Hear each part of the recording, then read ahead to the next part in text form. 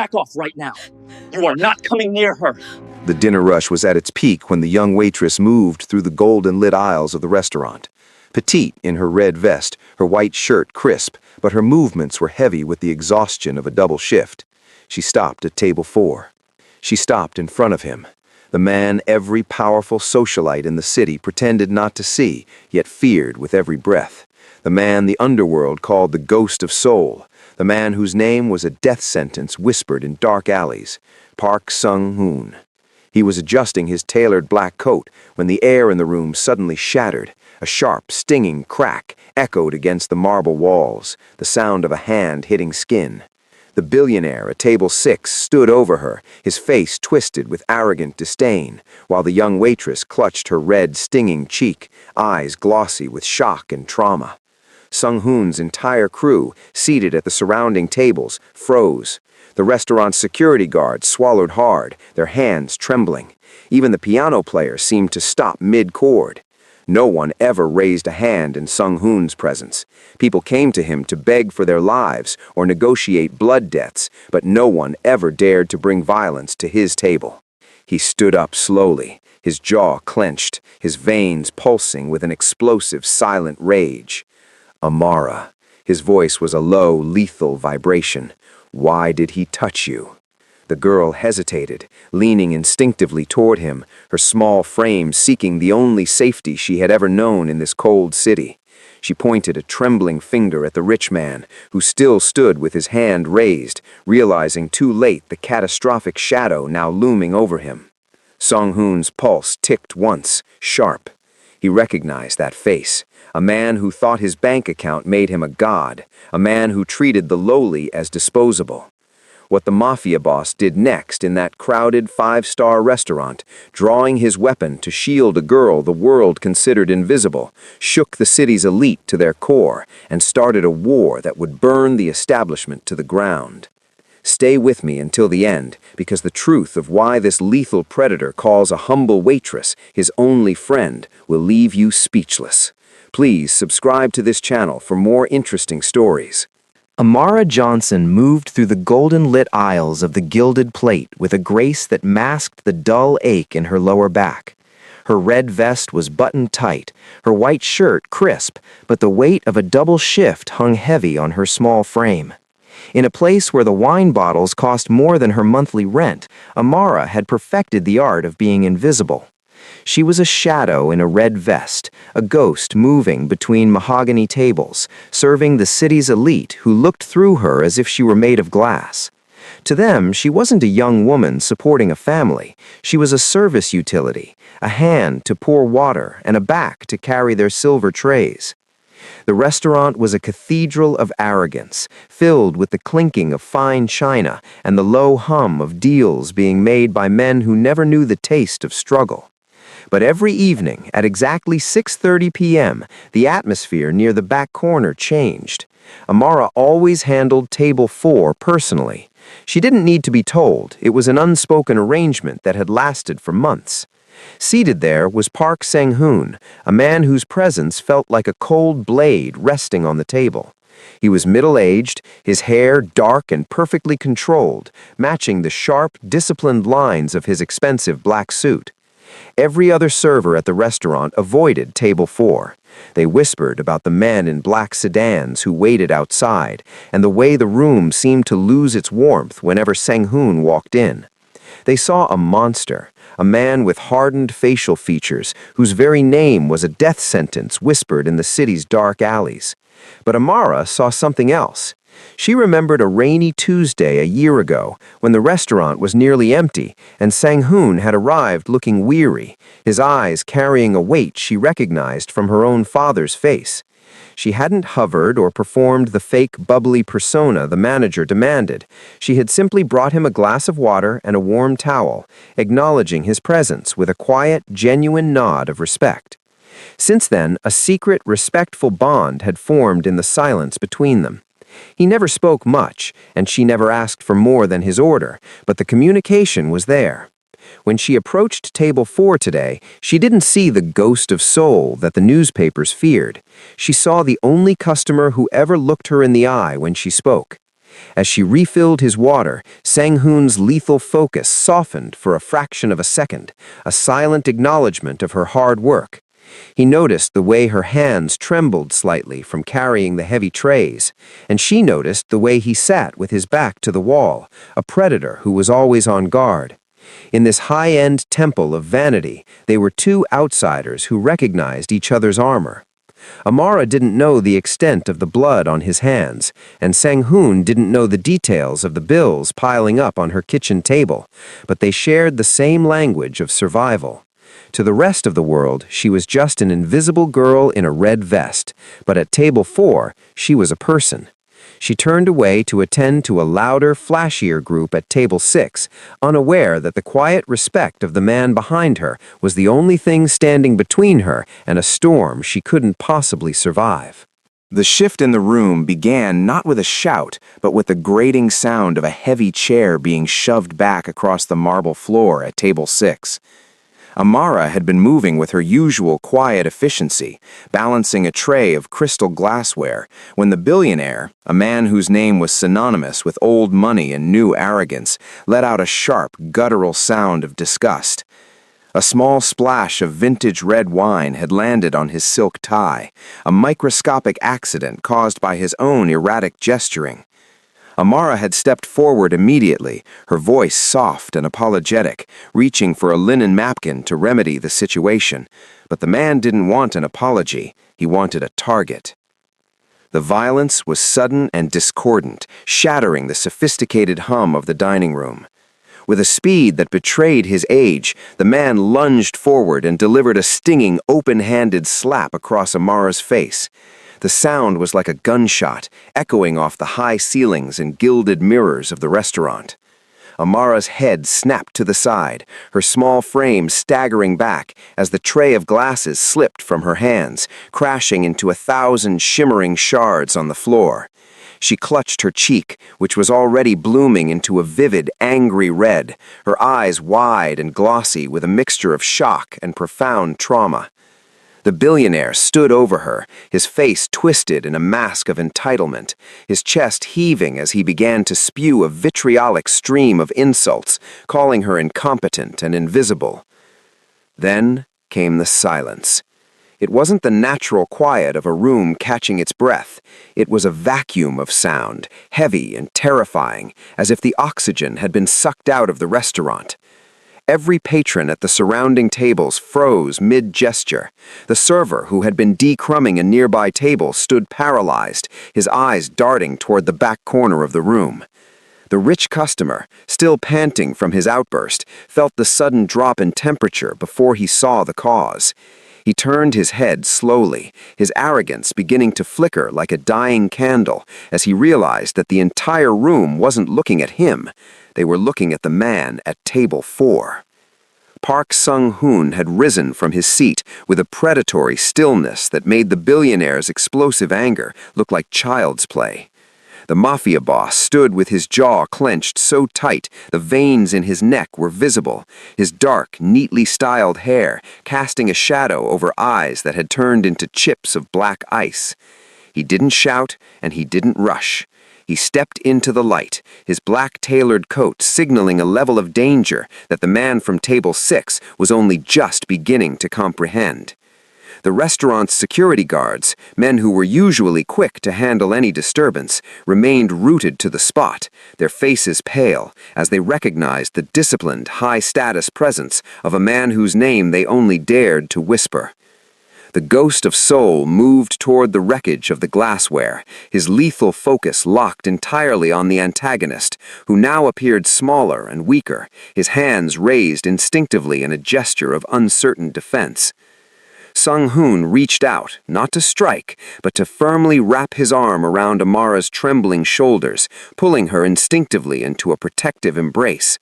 She leaned into him, her body tense and shoulders drawn in, seeking the only shield that mattered in a room full of people who had watched her be struck and done nothing. The Mafia boss's other hand gripped the edge of the table, his knuckles white, as he looked the rich man in the eyes with a gaze that conveyed a singular, terrifying truth. A catastrophic mistake had been made, and the price would be paid in blood. The silence in the restaurant was no longer empty. It was a physical weight, thick with the scent of spilled wine and the sudden metallic tang of fear. Park Sung-hoon did not look at the crowd, nor did he acknowledge the manager who stood trembling by the kitchen doors. His world had narrowed to the petite woman shivering beside him. With a fluid, practiced motion, he unbuttoned his black tailored coat, a garment that signaled wealth and lethal authority to everyone in the room, and draped it over Amara's shoulders. The heavy wool swallowed her small frame, the warmth of his body heat acting as a temporary barrier against the trauma that had just shattered her evening. She clutched the lapels with trembling fingers, her eyes wide and glossy as she leaned into him, her body language signaling a deep, instinctive emotional dependence on the only man who had stood up for her. The rich customer at table 6 tried to speak, his mouth opening and closing like a landed fish, but the words died in his throat when Sung-hoon finally turned his head. The Mafia boss's jaw was clenched tight, his sharp, hardened features locked in a mask of explosive rage that promised a violence far worse than a simple slap. He didn't need to shout. His disciplined, high-status presence did the talking for him. He reached out and gripped his handgun firmly, the metal glinting under the golden chandeliers as he extended his arm in a posture that was both protective and terrifyingly aggressive. The antagonist froze mid-movement, his hands raised as the realization of his catastrophic mistake finally took hold. He looked smaller now, a weak and uncertain figure compared to the lethal focus of the man standing before him. Sung-hoon's other arm wrapped tightly around Amara, shielding her from the prying eyes of the elite diners who had watched her humiliation in silence. He began to move, guiding her toward the exit with a steady, unbreakable pace. Every step they took across the marble floor echoed like a drumbeat in the hallowed silence of the restaurant. As they passed the security team, the guards looked at the floor, unable to meet the eyes of the ghost of Seoul.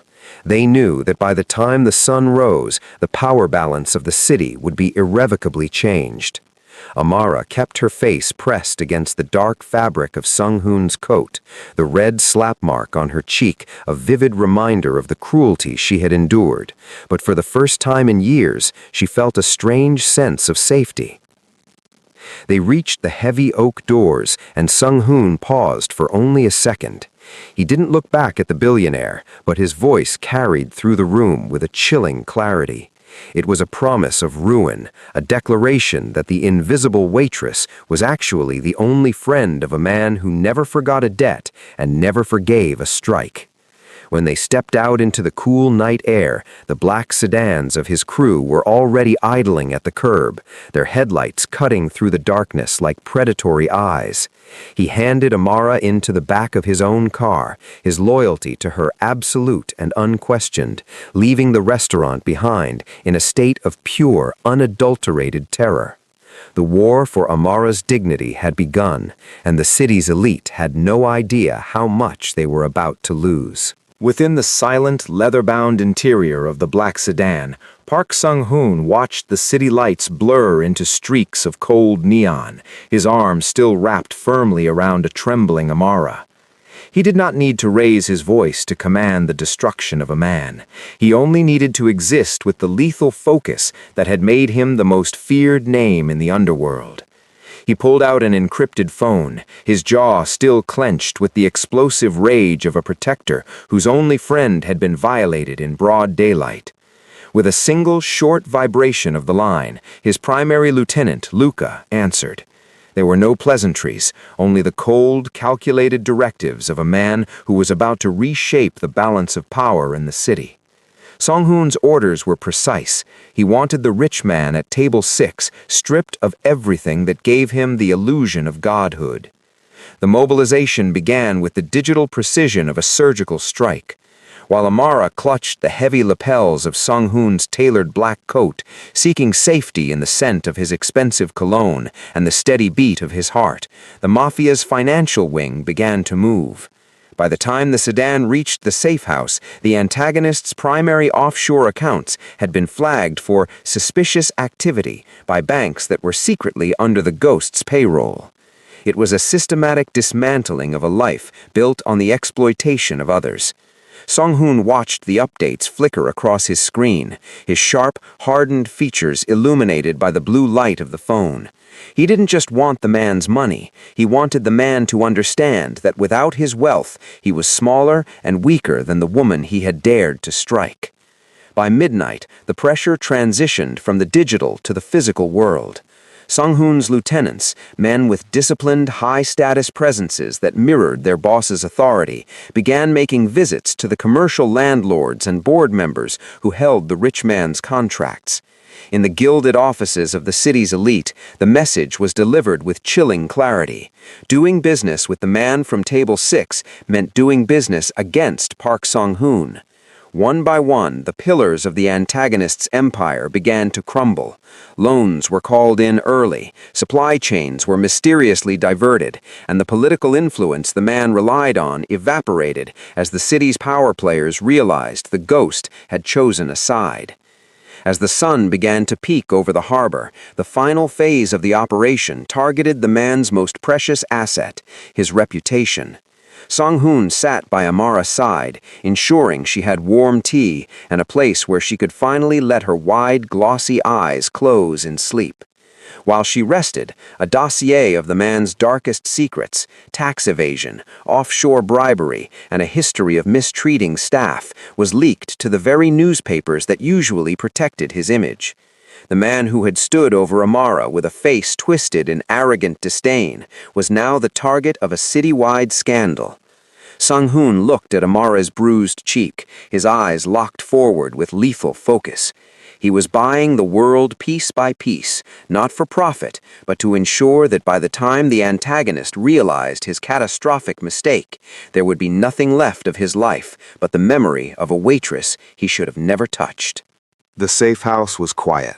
The only sound, the rhythmic ticking of a grandfather clock that mirrored the steady, lethal pulse of Park Sung-hoon as he watched Amara sleep. In the stillness of the dawn, his mind drifted back 3 years, to a night when he was not the ghost of Seoul with a fleet of black sedans, but a nameless, bleeding shadow in a rain-slicked alleyway. He had been ambushed by a rival faction, a rare moment of vulnerability that had left him with a jagged wound in his side and a vision blurred by his own blood. He had dragged himself toward the rear entrance of a modest 24-hour diner, his tailored coat shredded and his sharp, hardened features pale with the onset of shock. He remembered watching the feet of passers-by through the grimy window of the alley door. People had looked. They had seen the dark pool forming beneath him and the expensive blood-soaked fabric of his suit, and they had turned away, their faces masks of indifference or fear. To them, he was a dangerous omen, a mistake they didn't want to survive. But then the door had creaked open. Amara had stepped out to dump a bucket of soapy water, her red waitress vest already a familiar part of her identity even back then. She hadn't screamed, and she hadn't reached for a phone to call the police, who whispered his name in terror. Instead, her eyes, wide and glossy with a compassionate shock, had locked onto his. She had seen a man, not a monster. Without a word, she had dropped the bucket and knelt in the dirty rainwater, her petite frame straining as she helped him sit upright against the brick wall. While the rest of the city treated him as a ghost, she had treated him as a person. She had disappeared inside for a moment, returning with a clean white shirt and a first aid kit she had bought with her own meager tips. Her hands had trembled then, much as they did now, but her resolve had been absolute as she pressed the fabric against the deep injury in his side. She didn't ask who had hunted him or what kind of violence he had committed to earn such a wound. She simply stayed with him in the cold, her body language tense but protective, until the bleeding slowed and his strength returned. "You should go before they come back," she had whispered, her face showing the same vulnerability and courage that defined her today. She had refused the gold watch he tried to offer as payment, shaking her head as she leaned into the doorway, signaling that her help wasn't for sale. She had given him her only friend, a moment of genuine, selfless humanity in a world of calculated violence. As Seung-hoon sat in the safe house, his jaw clenched and his eyes locked forward with lethal focus, he realized that the debt he owed her was priceless. He had spent years building an empire of power and danger, but it was all worthless if it couldn't shield the one person who hadn't turned away when he was the one bleeding in the dark. The slap she had received at the restaurant was a debt he would repay by burning down the world of the man who gave it, for Amara was the only heart left in his cold, disciplined world. The golden morning light filtering through the safe house windows did not bring peace to Park Sung-hoon. It only illuminated the lethal focus in his eyes as he watched over Amara. While she slept, her petite frame still wrapped in the heavy, protective wool of his black tailored coat, the city outside was beginning to groan under the weight of his systematic dismantling of the antagonist. 2 miles away, in a penthouse that was rapidly becoming a cage, the rich customer stared at his tablet with a face that was tense and uncertain, his hands trembling as he refreshed his freezing bank accounts. He had spent the night realizing the catastrophic mistake he had made at the restaurant. He now knew the name of the man who had stood over him with a clenched jaw and visible veins of explosive rage, the man whose name was only whispered by the police who usually protected men like him. The billionaire was a man who had never lost, and his desperation was turning into a jagged, dangerous edge. He understood that he could not win a direct war against the ghost of Seoul, but he still believed that every person had a price or a pressure point. He appeared smaller and weaker in his disheveled suit than he had at the restaurant, but his arrogance remained a poisonous remnant. He reached for a secondary burner phone, bypassing the frozen corporate accounts to tap into a hidden reserve of cash he kept for untraceable services. He didn't want to strike back at Sung-hoon directly. He was a coward who preferred to target the vulnerable. He wanted to hurt the waitress who had ruined him, and he knew to hurt a woman like Amara, you didn't go for her, you went for the people she worked 3 jobs to protect. By noon, a black SUV that didn't belong to Sung-hoon's fleet was idling at the corner of the block where Amara's mother and younger sister lived. The antagonist had hired a crew of low-level street thugs, men who operated outside the disciplined, high-status presence of the organized Mafia, hoping their lack of direct connection to him would provide a shield. The rich man's instructions were simple and cruel: bring the family to his estate. He intended to use them as a bargaining chip, a way to force the Mafia boss into a stalemate. He sat in his office, his posture frozen mid-movement as he waited for the call, failing to realize that Sung-hoon's loyalty to Amara was absolute, and his eyes were locked forward on every move his enemies made. Back at the safe house, Sung-hoon's encrypted phone buzzed. It was a notification from the security detail he had quietly placed on Amara's family months before, long before the slap at the restaurant. His jaw tightened, and a sharp, hardened feature of his face twitched with a lethal intent. He looked at Amara, who was waking up, her eyes wide and glossy with a lingering shock as she clutched his coat. He didn't tell her about the SUV or the thugs. Instead, he knelt before her, his posture protective yet aggressive, his hand gripping her small one to signal safety. "Stay here, Piccolina," he whispered, using the term of endearment he reserved only for her. He stood up slowly, his hair neatly styled, and his dark eyes burning with the lethal focus of a man about to end a war. The elite thought they could strike at his only friend's heart, but they were about to learn that crossing Park Sung-hoon was a fatal mistake from which there was no recovery. The shadow of the black SUV stretched across the cracked pavement of the neighborhood where Amara's family lived, its tinted windows hiding the predatory intent of the mercenaries within. These were men hired by the rich customer to strike at the only thing Amara held dear. But as they opened their doors to begin their grim task, they found the street was no longer empty. News of the slap at the restaurant and the ghost's intervention had moved through the city's service industry like a silent electric current. The invisible people, the dishwashers, the janitors, the busboys, and the fellow waitresses in their red vests had spent their lives being stepped on by men in expensive suits, but today they chose to stand up.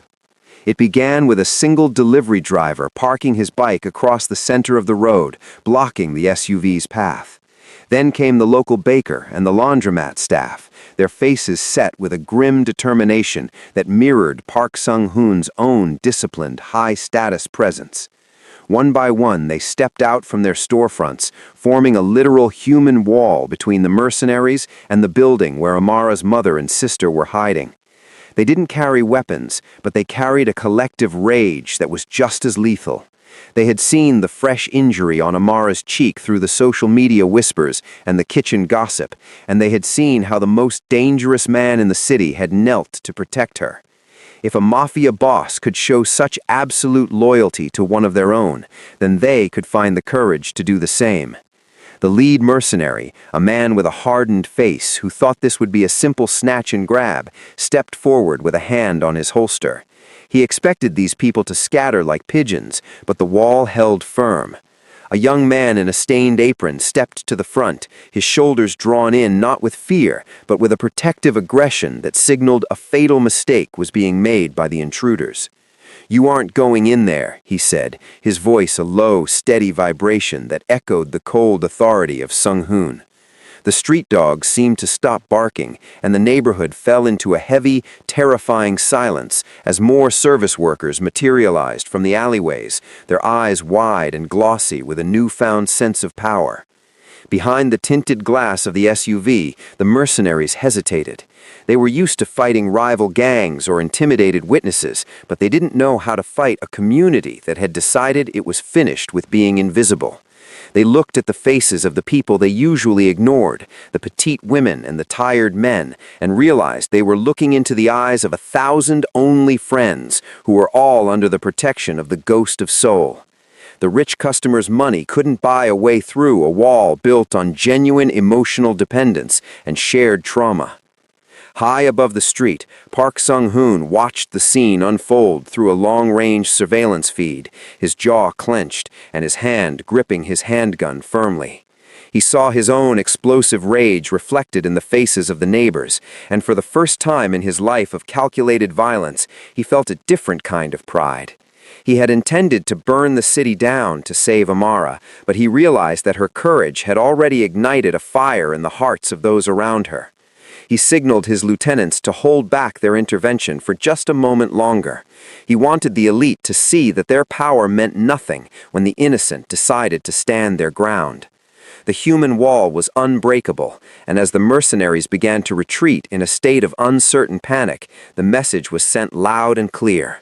Amara Johnson was no longer just a waitress, she was the heart of a neighborhood that would never be silenced again. The rich customer sat in the dim light of his sprawling study, the air thick with the scent of expensive scotch and the copper tang of fear.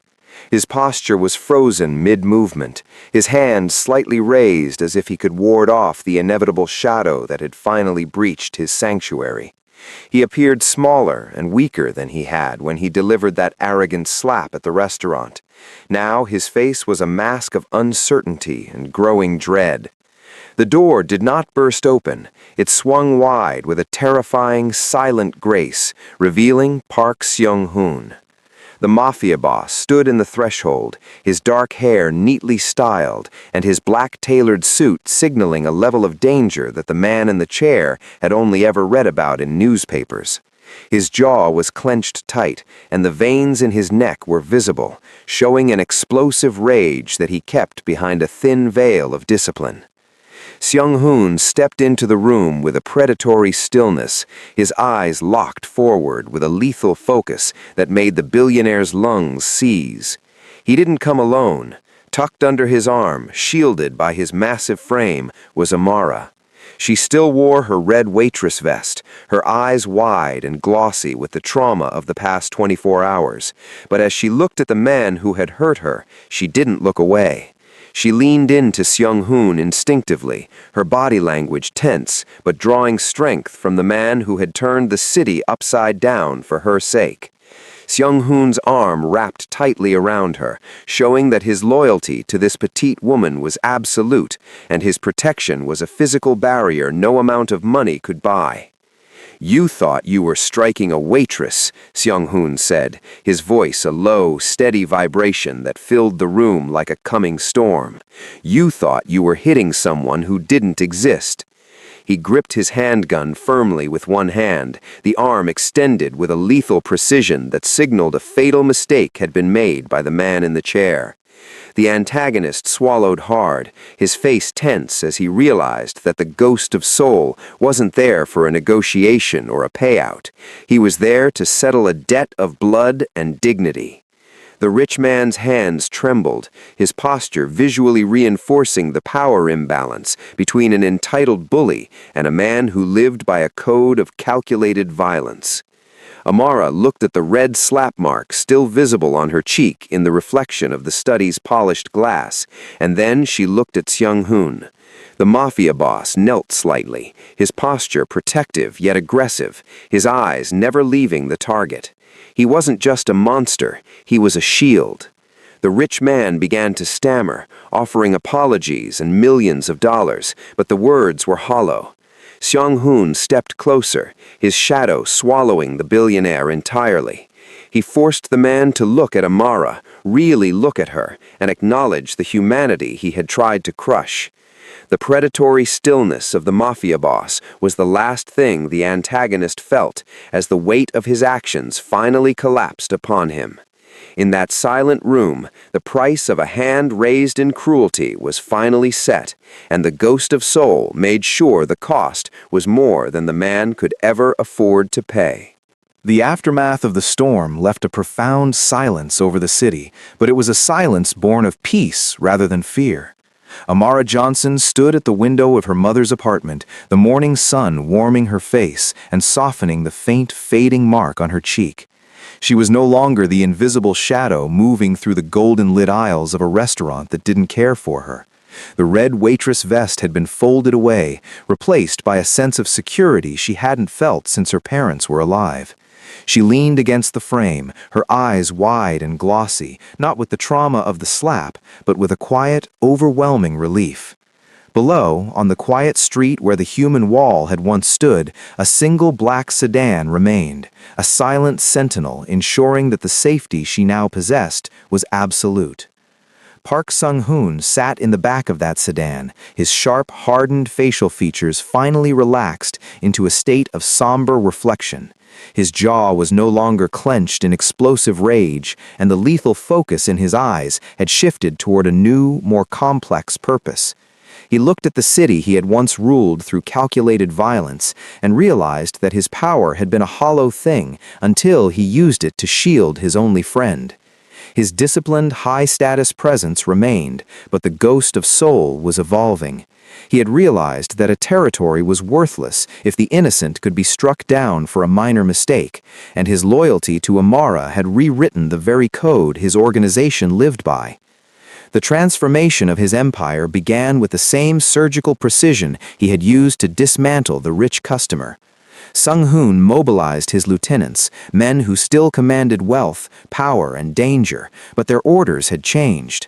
They were no longer just moving cargo and collecting debts. They were establishing a network of protection for those the city's elite had forgotten.